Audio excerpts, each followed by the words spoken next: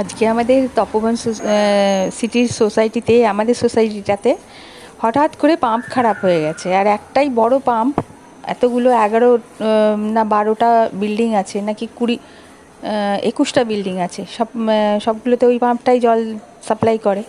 হঠাৎ করে খারাপ হয়ে গেছে, আর একটা ফোঁটা জল নেই।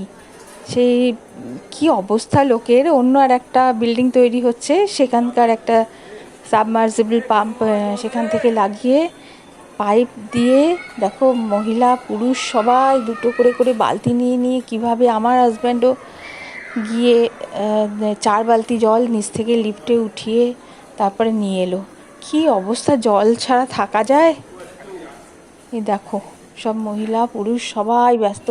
আর একজন বয়স্ক লোক, তিনিও পারছেন না, পুজো হয়ে গেছেন, তাকে পর্যন্ত আনতে হলে। দেখো আমাদেরও ভরে ভরে রেখেছি বালতিতে। কি অবস্থা!